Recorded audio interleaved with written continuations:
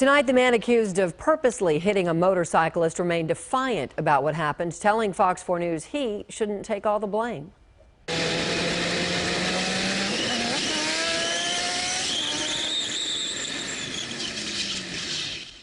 Hundreds of thousands have seen this GoPro video of the crash that happened Saturday near Granbury, and we're learning William Crum, the man behind the wheel of that car that hit the motorcycle, has been in similar trouble in the past.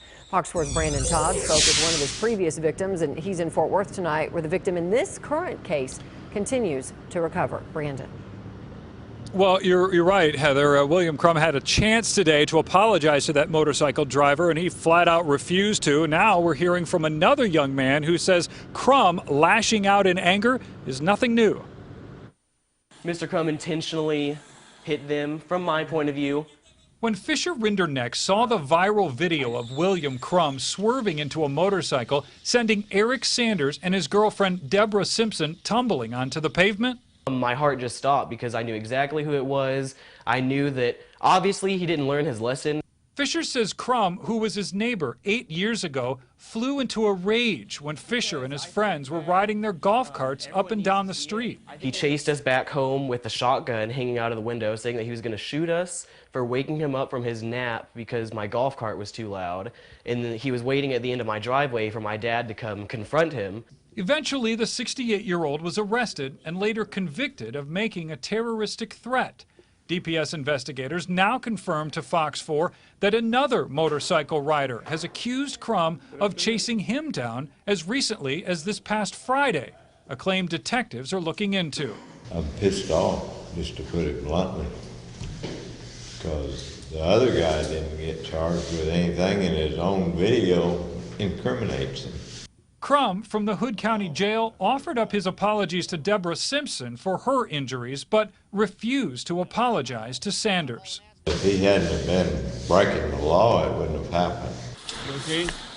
And regarding his apparent lack of concern after the crash, You hit them. I don't care. Crum is again unapologetic. Well, I could care less at this moment.